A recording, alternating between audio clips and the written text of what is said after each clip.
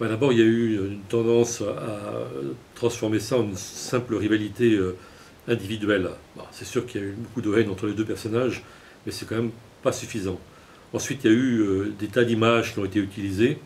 Un psychanalyste a dit c'est Caïn et Abel. Alors, moi, je doute quand même que Copé soit Caïn, parce qu'il faudrait que sa conscience lui fasse reproche de ses actes après, ce dont je ne suis pas du tout certain.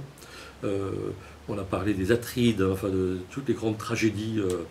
On pourrait parler aussi des tontons flingueurs, c'est sûr. Mais tout ça renvoie à chaque fois, et c'est l'inconvénient de ce genre d'image, à la nature humaine. Alors c'est vrai, mais il y a peut-être des choses plus précises à dire, hélas plus politiques et de politiques plus pusillanime. Alors il y a une chose qui est très très nette, qu'on a vue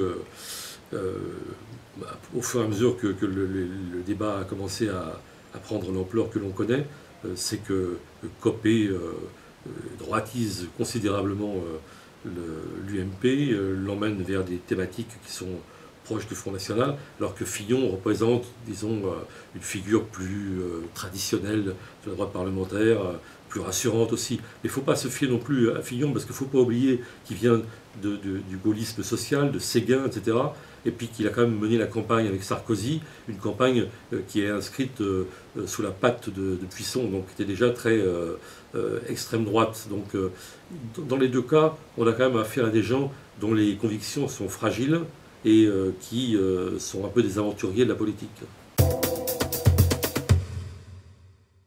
Alors en soi, disons, le schisme entre les deux, je ne sais pas, et ça risque d'être anecdotique, même si ça casse un peu l'UMP, mais c'est l'expression quand même d'une droitisation générale dont le Parti Socialiste n'est pas non plus à exonérer, parce que qu'est-ce qui se passe en fait? Quel est le fond de tout ça? C'est que le Front National, au fil des ans, est devenu, et son électorat, un véritable enjeu électoral. Et donc chacun a essayé d'apporter sa réponse pour convoiter cet électorat. Malheureusement, la droitisation, elle vient aussi un peu du Parti Socialiste, qui, en se droitisant, n'a plus mené la politique sociale, et en particulier combattu le chômage comme il aurait fallu, et c'est certainement la seule façon, en réalité, de reconquérir vraiment l'électorat du Front National.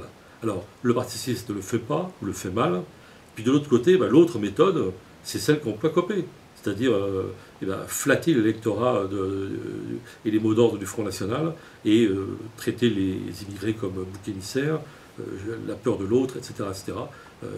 Et ça, malheureusement, lui, le fait bien. Donc c'est un ensemble de politique, et tout le paysage politique est touché en quelque sorte par cette droitisation.